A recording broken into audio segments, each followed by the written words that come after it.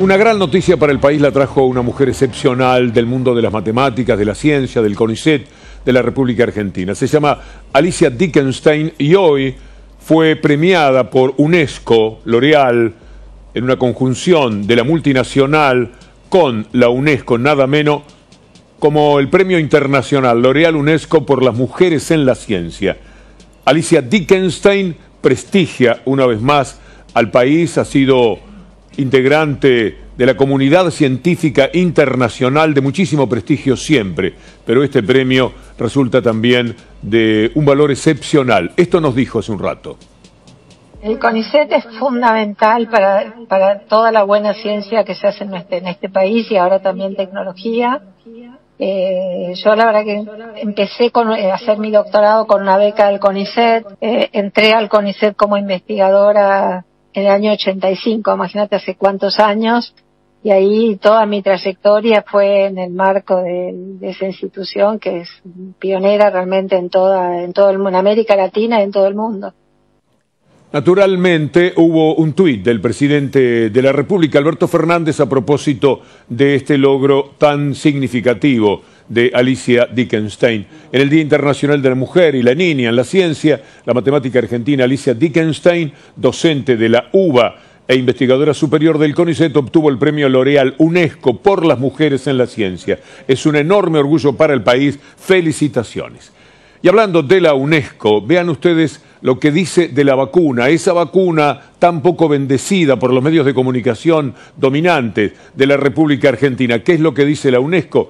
Mírelo con nosotros aquí en este primer plano. La UNESCO pidió establecer a las vacunas como un bien común de la humanidad. Exhortó a los países latinoamericanos y del Caribe a liderar los esfuerzos por suspender las patentes farmacéuticas, crear capacidades nacionales y defender la importancia de fortalecer el sector público productivo en términos de innovación. Y ahora de la vacuna, hablando, queremos compartir con ustedes algo que tiene gracia, que tiene belleza y que tiene también opinión. Una bióloga, una mujer importantísima de las ciencias del Brasil, que se llama Rosa Pucha, ha hecho un samba. Los brasileños en ese sentido son excepcionales, le ponen ritmo y alegría hasta aquellas cosas que tienen como punto de partida lo que podría ser la tristeza, todo lo que nos está ocurriendo con el COVID. Los invito a que sigan esta canción, un poco para amagar a danzar y para leer la importancia de lo que dice. Isolado em casa, longe de tudo, a amargura não é pouca. Tão triste chora o mundo. Transmissão não para do fundo do coração. Solução há só uma no compasso da vacinação, viu? Vacinação, vacinação. Tomo eu, toma você e toda a população. Vacinação, vacinação. Tomo eu, toma você e toda a população. Cachumba tirou das ruas, varíola erradicou. Rubéola não traz mais morte, pois a vacina chegou. Meu pai sempre me dizia, com a polio tome cuidado, mas depois da sal que sei bem, isso é coisa do passado. Vacinação, vacinação. Tomo eu, toma você e toda a população. Danza de la vacunación, se llama esto que Rosa Pucha, una mujer de la ciencia, canta y lo hace ciertamente con un gran encanto. Gracias a Walter Gubar, estimadísimo colega, que nos hizo llegar este material sabiendo que lo íbamos a valorar. Todo esto para combatir, como dice Goyan, la campaña del odio, esa a la que podría decirse se le ganó. Estamos en 2.130.000 y se están anotando mucha gente porque primero porque hemos vencido la campaña del odio. Claramente alguna gente puede quedar todavía con algún tipo de de duda, pero es mínima, porque además lo que está pasando es lo que vemos en los hospitales y en los geriátricos o en los residenciales de gente mayor. Se vacunan, no les pasa nada malo, lo único bueno es que a los días empiezan a levantar anticuerpos, entonces todos los otros van viendo eso, las otras personas, y obviamente se anotan. Vamos a hablar de las cuestiones económicas, que están todas tan referidas a lo que se pueda hacer contra el COVID-19. Este puede ser un muy buen año, o un año regular, o un año muy malo, en función de vencer o no el COVID-19. Pero se están haciendo muchas cosas bien. Se acordó la deuda con los bonistas privados. Estoy muy convencido que la negociación con el Fondo Monetario Internacional será exitosa, sobre todo por el talento del ministro de Economía, el joven ministro Martín Guzmán, que anoche consiguió una pieza preciosa desde el punto de vista televisivo, hablando con la gente del grupo Clarín y haciéndoles reconocer quién tomó la deuda, para qué se usó la deuda, cuánto daño se le ha hecho a la República Argentina y cuánto tiene que trabajar ahora este gobierno para salir de esa malaria que establecieron con los malos procedimientos los que dirigían el país, los que lo gobernaban y los que los apoyaban y los ungieron hasta ese lugar. En el gobierno hay una lucha entre aquellos que quieren hacer algo más o menos normal, resolver ahora el problema con el Fondo Monetario, porque viene el vencimiento del Club de París, y otros que dicen queremos volver a vivir con lo nuestro, pues no nos conviene hacer un acuerdo con el fondo este año, pues es un año electoral y van a pedir ajustes y vamos a perder la elección. ¿Cuánto le debemos al Fondo Monetario Internacional? 54.000. Bueno, el gobierno anterior tomó un préstamo de alrededor de 55.000, de los cuales 45.000. Sí, correcto. ¿Sí? ¿En qué momento pasó eso? Con Macri. ¿Y para qué se usó esa plata? No sé, parte se fugó y parte se intentó recomponer reserva, pero no pasó. Fíjate lo que nos pasa. Tomamos 45.000 millones de dólares de deuda. Se podría haber reconstruido toda la infraestructura del país con 45.000 millones de dólares. No quedó nada. Ahora hay que resolver este problema. Hay que hacerlo con responsabilidad. Hay que hacerlo siempre mirando, teniendo el criterio de que primero que todo está la gente. Y eso es lo que es sano para Argentina. Apuntar a resolver un problema que se creó de una forma irresponsable por el gobierno anterior, que hizo un acuerdo de espaldas a la sociedad, no involucrando al Congreso, y ahora es nuestra misión poder resolver esto y poder dejar a la Argentina un horizonte financiero despejado. Es muy bueno que allí, en ese ámbito de Clarín, el ministro dé semejante lección. Hablando de fuga de capitales, como reconocía el integrante del grupo en la charla con Martín Guzmán. Mire esta placa que hace instantes nada más Estefanía Pozo compartía con nosotros. La fuga de los 4 años macristas fue de 86.199 millones. Naturalmente, en el grupo esto se sabe muy bien, porque de los que fugaron dinero, Héctor Mañeto en primer lugar, si no, escúchelo a Horacio Berbisky. Paolo Roca de Techín, Luis Pagani de Arcor y Mañeto del Grupo Clarín son la voz dominante de la Asociación Empresarial Argentina. En total la fuga ha sido de 86.000 millones de dólares. La fuga ha sido de 86.000 millones de dólares. Esta gente que está en el top, está en la crema de la fuga, piden que les paguen los sueldos de sus empleados, piden que al mismo tiempo les permitan despedirlos o suspenderlos, además rebajan salarios. Sí. Esta también es una pieza excepcional. Es un montón de verdades dichas en 40 segundos para que podamos entender cuál es la dinámica del país para que nos pasen ciertas cosas como las que ocurren. Miren, el Fondo Monetario Internacional dice va a investigar a Mauricio Macri. El préstamo a Mauricio Macri está en la agenda de la Oficina de Evaluación Independiente. El Fondo Monetario se tiene que investigar a sí mismo. Fueron un grupo de delincuentes, se portaron como tales, a las órdenes de un monstruo internacional como Donald Trump, que quería que Macri ganara las elecciones por una cuestión geopolítica. Todo derecha, todo neoliberalismo. Hambre, mucha hambre para América Latina. ¿Qué les importa? Si ni siquiera les interesa demasiado el de Estados Unidos. Se sabe todo. ¿Qué quiere investigar el Fondo Monetario Internacional? Miren lo que dice un hombre que ahora es el presidente del BID, pero que conoce la historia porque estaba muy al lado de Trump. Sin embargo, yo estaba en el Fondo Monetario y el programa más grande en la historia del Fondo Monetario lo empujamos para Argentina. Que se haya mal manejado el programa, que no se haya ejecutado bien por parte de Argentina y les haya costado una elección, es una cuestión. Pero debido a nuestro interés en Latinoamérica, peleado contra los europeos, porque yo era que tenía a los europeos enfrente de mí, cuando quisimos impulsamos el programa de asistencia más grande en la historia del Fondo Monetario Internacional para ayudar a la Argentina en su momento de crisis, fueron los europeos que estaban peleados contra nosotros porque no querían ayudar a la Argentina, porque no les interesaba el hemisferio occidental. Todo lo que nos pasa, algunas cosas nos siguen ocurriendo en la economía, en la justicia, siempre parecen parte de un cuento. No es verdad, no puede haber sucedido esto.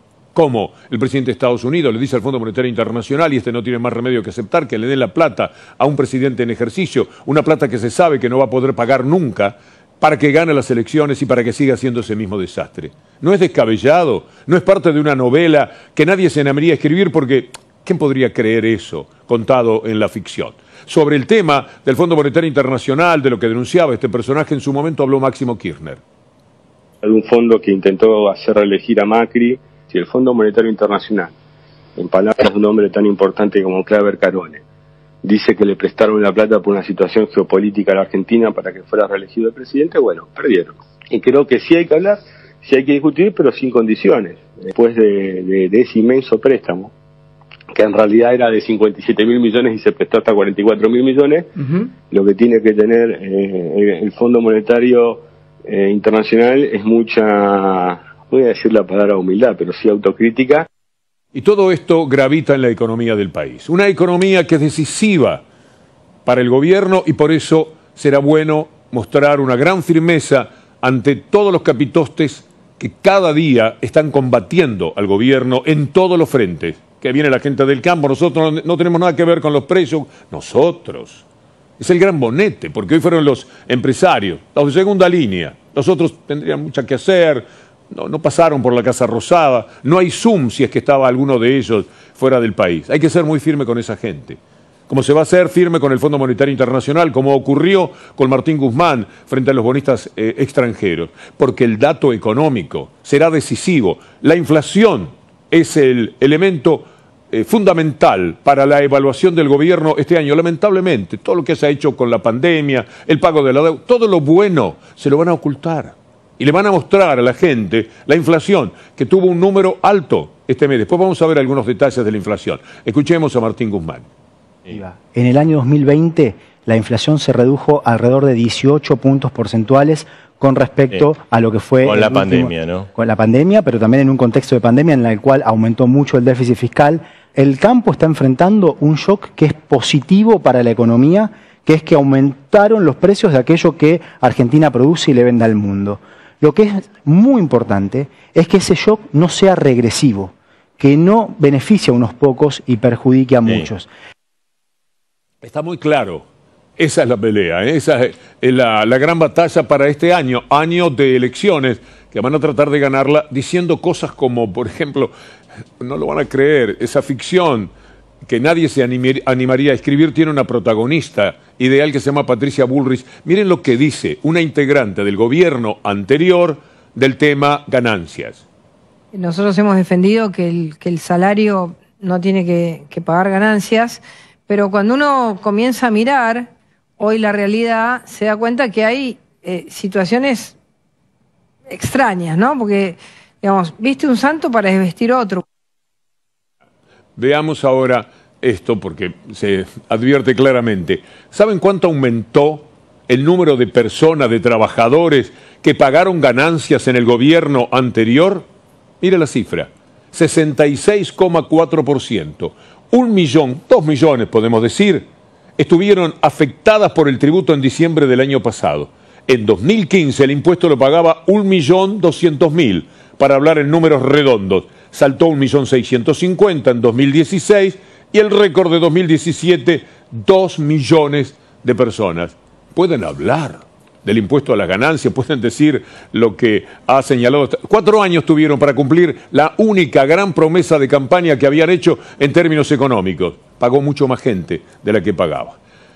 pero juegan siempre con el marketing y con la ventaja del blindaje de los medios mafiosos de comunicación de la Argentina. De otra forma, no estaríamos discutiendo sobre la presencialidad en los términos en los que los estamos haciendo. Y hoy surgió una nota muy especial en el diario con un señor Ángel Otero y su esposa que tienen a su chico, fueron a la escuela y le dijeron, cuidado, tienen que firmar una declaración jurada, porque si al chico le pasa algo con el COVID-19, los responsables son ustedes, no el Ministerio de Educación. ¿Cómo? Dijeron los padres. E inmediatamente se supo que a muchos les está ocurriendo lo mismo, supongo que finalmente a todos. Escuchémosla a Soledad Acuña. Al igual que sucedió con el resto del plan de obras de la Ciudad de Buenos Aires, hemos tenido que suspender la construcción de nuevas escuelas. Lo que no aparece en el presupuesto es la construcción de nuevas escuelas. Mire las cifras, ya que hablan de presupuesto. Para quienes parece que son adalides del retorno a la escuela, de la educación, Acuña le quitó 476 millones ya asignados para obras y refacciones en escuelas. A esas escuelas es que quiere mandar a la gente. Y cuando le preguntaron a Larreta, en la conferencia de prensa de hoy, sobre el presupuesto que redujeron de una manera espantosa, ellos que ahora quieren que todos vayan a las clases, pocos se preocuparon hasta el presente de eso, le echó la culpa a la coparticipación. Eso que está por venir. La discusión está a pleno todavía, pero él ya la pone en el pasado, en ese pasado en el que no hicieron nada. ¿Qué quieren? Fue culpa de la coparticipación. Eso que es del futuro lo colocó en el pasado y lo dijo muy chantamente, muy tranquilo, ante la imposibilidad de repreguntar en estos casos. La reducción de obras, tanto en lo educativo como en el resto de las obras en la Ciudad de Buenos Aires, tiene que ver con la baja en la coparticipación que impulsó en forma, como ya dijimos, inconstitucional el Gobierno Nacional. ¿Qué me dicen? Es inadmisible, pero son capaces de decirlo. Así que lo que ahora están discutiendo, el Gobierno Nacional quiere que devuelva a la ciudad la inmensa cantidad de dinero que le sacaron a la provincia de Buenos Aires y que tomen lo que necesitaban como correspondía para la policía, pero lo demás no. Eso va a ser a futuro. En cambio se lo ubican en el pasado para justificar por qué redujeron el presupuesto de la educación. Los mismos que ahora ponen el grito en el cielo porque los chicos tienen que volver a clase de cualquier manera. Mire este tuit de la legisladora Maru Bieli. ¿Saben cuánta plata menos que el año pasado se destina a infraestructura educativa? 1.900 millones. Adivinen qué nueva obra aparece en el presupuesto de este año. Infraestructura para Costa Salguero. ¿Por qué monto? 1.700 millones. No faltan recursos, tienen otras prioridades. Y ahora miren este cuadro con nosotros también, porque ante tanta hipocresía, ante este grado de cinismo superlativo, vale la pena tener elementos para que ustedes puedan componer un punto de vista que se corresponda con alguna verdad. 27% en el 2011, bajó en el 2021 al 17%. ¿Usted sabe cuánto dinero hay en ese más de 4%, de ese 10% que se redujo? Del 27 al 17. Esto es lo que ha hecho esta gente que ahora quiere hablar de la educación, y la cosa más importante del mundo es que los chicos vuelvan el 17 de febrero, porque el 20 para ellos sería como una derrota ante el marketing que han impuesto para toda esta muy dolorosa historia. Después cuando van los padres le dicen, eso sí, se hacen responsables ustedes si al chico le pasa algo. Esa irresponsabilidad que han tenido en todos los temas, también en el de la justicia. Hoy el ex juez Ollarvide, que participa de un programa en Radio 10 al mediodía con Coco Silly, denunció esto. Tomemos nota. Mauricio Macri no me compró porque yo no cotizo en bolsa, pero tuvo toda la intención de hacerlo. ¿Ah, sí? Sí, señor. Intención directa, obvia. Absolutamente directa. Me pidió que me inhiba en su causa, que yo tuve la causa de las escuchas telefónicas ilegales, donde él utilizó en aquel momento, siendo jefe de gobierno, la Secretaría de Inteligencia de Estado, con estudios a la cabeza, y la de su cuñado era esa. Bueno, Bueno, pero lo escuchaba... después, ya siendo presidente, Sí. no había nadie que se le interpusiera en su camino, de manera que tenía todos los aparatos del Estado Claro. como para poder llevar adelante su obra ¿Y extraordinaria. qué te ofrecía? ¿Dinero? Por supuesto. Pero yo no me inhibí, le dije que yo no cotizaba en bolsa. Esta fue tu respuesta. No, por supuesto, pero él no vino. Vinieron enviados especiales. No, claro, por supuesto. No del Palacio Vaticano, justamente. No. Alguien que entrevistado justamente por el grupo Clarín dijo algunas cosas interesantes, dio respuestas de las que uno puede tomar nota, sobre todo por el lugar donde se los estaba diciendo. Lo querían llevar para un lado, viejo zorro de esta actividad, no lo iban a manejar tan fácil. Estoy hablando de Chiche Helblum, en esta nota que le hicieron en TN. Nunca va a ir preso Cristina, y no va a ir preso Máximo, y no va a ir preso Florencia, y no va a ir preso nadie. ¿Por qué eso? ¿Por qué no? Esta cosa de perseguir judicialmente a la gente... ¿Pero vos decís que Cristina es una perseguida? Cristina está perseguida, no tengo duda. Bueno, pero había más, era más enfático todavía. Bueno, igual, les dimos a probar, pueden buscar la nota. De Lofer estamos hablando. Hay un plan. El plan es que los gobiernos sean neoliberales, de esa élite dominante, y que si por una casualidad la democracia les trae el populismo, es decir, les trae el voto del pueblo a favor de medidas inclusivas para ese pueblo, hay que sacarlo, a como dé lugar. Que hablando del fraude, hablando de la corrupción, hay que sacarlo a Evo Morales. La democracia pudo ser sabia esta vez. Hay que sacarlo a Correa. Correa vuelve. De alguna manera hay que esperar el resultado final de la elección. A mí me da optimismo que haya ganado Lasso el segundo lugar, porque los votos indigenistas pueden ir para Correa, pero eso es otro tema. Lo que importa es qué ha pasado en nuestra América Latina, cómo han querido manejar que salieran los gobiernos inclusivos para entrar ellos y hacer el desastre que han llevado a cabo durante toda la vida. Escuchemos al expresidente ecuatoriano Correa de cara a lo que está sucediendo ahora en Ecuador. Mientras no resolvamos la cuestión mediática en América Latina, no tendremos ni verdadera democracia, que se fundamente en la verdad, ¿no?, ni desarrollo. En todo caso, ¿qué es la cuestión mediática? A quienes pertenecen los medios de comunicación, a las élites, y lo utilizan como instrumento, no para garantizar el derecho que tenemos a la información, no para defender la verdad, sino para defender el status quo. Y si para eso tienen que mentir, fomentar dictaduras, romper la democracia, lo hacen sin pensarlo dos veces, porque son los instrumentos para mantener el status quo. Es una verdad. El reportaje de anoche de Gustavo y Irina y toda la gente de Minuto Uno fue excepcional, pero estas cosas se esclarecen, porque lo que dijo Correa es indiscutible. Aquí lo vivimos día por día, podría decir hora por hora. Miren esto, ahora, hablando de Lofer, todo lo que ha sido el Lofer, todo lo que ha sido la corrupción de los tiempos de Macri fue denunciado por el hermano de Macri en el libro que escribió uno de los periodistas más respetado que hay, que es Santiago O'Donnell. Si esté de acuerdo o no con él, todos coincidimos en que hace un gran esfuerzo por un valor ético para nuestra profesión. Se le ofreció el hermano, que se ve que estaba enojado con Mauricio Macri, con la familia, y denunció todo. Contó los chanchullos realizados por Mauricio Macri durante toda su vida, de los cuales él fue víctima. Pero se ve que después tuvo un lío familiar tremendo.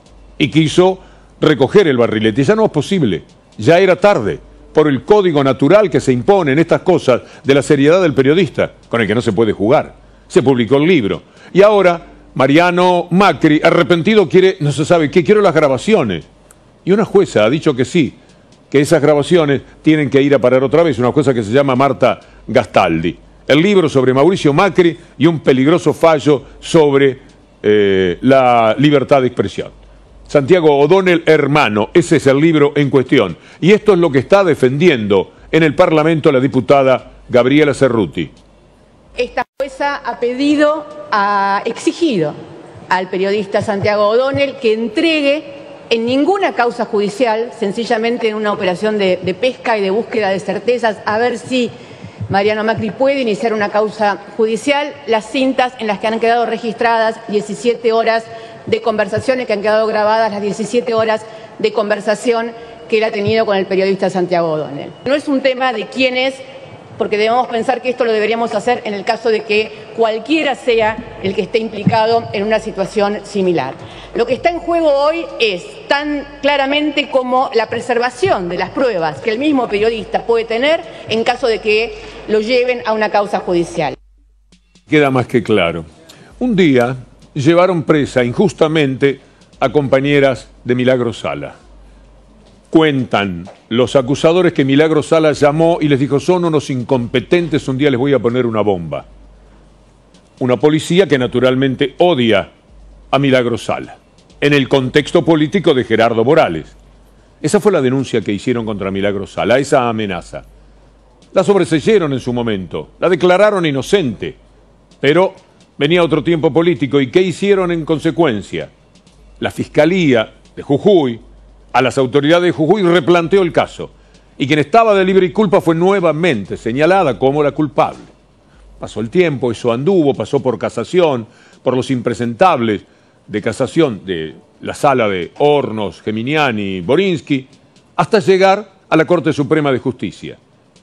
Tan impresentables como todo lo que ocurre en materia de justicia, de Rosenkrantz para abajo, lo que dijeron fue, miraron y bueno, esto está bien. Y nuevamente, mire la noticia, fueron contra Milagro Sala. Yo ya no me da el corazón, de verdad, para sobrellevar lo que esta mujer padece con todo esto que es lawfare, es la inmundicia periodística que empieza en la Corte Suprema de Justicia en la República Argentina. Lo llamamos al doctor Zaffaroni para ver si tenía alguna idea al respecto. Sorprende lo que hace la Corte Suprema con Milagro, que el caso de Milagro es un caso de una persecución con objetivo político, que la Corte no hizo nada durante todo el régimen del macrismo respecto del avance del lawfare, el caso más manifiesto, más transparente, digamos, del lawfare en el país. Y mientras este tema es utilizado mediáticamente, políticamente, como toda la vida, no nos olvidemos que la principal acusación es visual contra Milagro Sala. El día que fue a cobrar un cheque al banco, le dieron el dinero que puso en unas bolsitas y se llevó a un auto en el que tenía que trasladar una cifra importante para pagarle a los miles de trabajadores que hicieron las miles de viviendas, esa hazaña arquitectónica realizada desde el progresismo y el cooperativismo que es asombro del mundo, como el otro día les mostrábamos a ustedes en la Universidad de Yale, en los Estados Unidos. No es posible que estas cosas ocurran, pero ¿por qué suceden? Y para poder robar tranquilamente, nos miramos para un lado y esos aquí están quedándose con todo. ¿Con qué, por ejemplo? Y con el dinero de ustedes a través de lo que Cablevisión le está haciendo. Quiero decirle que probablemente sea el único periodista que habla de esto. Lamentablemente, o por complicidad, muchísima, o por temor, también muchísimo, algo que es un espanto, algo que es una canallada contra los usuarios que no tiene límite, un robo a cara descubierta, no está mencionado. Para nosotros es un tema lo suficientemente grave, porque además es revelador de todo lo que sucede en el país y es tristísimo el comportamiento del periodismo en general y de los dos lados. Si los hay, es tristísimo. Veamos lo que es la inflación en la Argentina. Mire este cuadro. Comunicaciones, 15%. Es verdad, los alimentos, transporte, restaurante, pero lo que empuja, porque hay otros valores que son del 2, del 1, del 0,6. Cuando se mide la inflación se hace un promedio. Mire qué es lo más caro que tenemos en estos momentos. El 15% de la inflación del aumento inflacionario es de comunicación. Es decir, hay un componente muy fuerte. 2 golpes le dan al gobierno. No atienden el decreto de necesidad y urgencia del presidente avalado por el Congreso y además colaboran con la inflación, que como le dije antes, es el gran caballo de Troya que internan en el país para hacerle muchísimo daño y ver si se recupera el neoliberalismo en las elecciones de fin de año. Escuchemos a esta usuaria, miren lo que hacen. Tanto en enero como en febrero me cobraron el 20% de aumento. Contestaron que me iban a hacer una nota de crédito, me iban a devolver el importe y que en febrero iba a aparecer facturado lo que correspondía. Cuando veo la factura de febrero, El importe no ha sido modificado, no había nota de crédito, o sea que el primer incumplimiento. Cuando llamó la empresa, me decía que yo estaba equivocada, me dice que ese DNU no tuvo vigencia, apelé al Twitter. Me contestan por privado. Te cuento que la Justicia Federal dictó una medida cautelar que suspende el DNU 690/20 y todas las medidas administrativas dictadas con posterioridad. Le digo, esto es un fallo de alcance limitado. Me dicen, ser determinada la medida por la Justicia Federal aplicaría a todo el territorio nacional. Es tremendo. Estoy mirando mis modestos papeles. Los que ponen presa a Milagro Sala son los que nos roban en las tarifas. Los que hablan de presencialidad son los que bajaron el presupuesto de la educación. Los que preguntan cómo se paga la deuda son los que la contrajeron y los que la fugaron. Contra la vacuna, contra la cuarentena, absolutamente todo. Queda en pie hasta que puedan establecer alguna miseria el éxito formidable de la ciencia argentina a través de Alicia Dickenstein. Y esto es lo que rescatamos al cabo de estos minutos. Muchas gracias, como siempre, a Julián Capazo, a Anabela Sánchez, que ya está de retorno, y a Federico Ferro por todo lo que han hecho por esta producción de esta columna. Y ahora, atención, atención.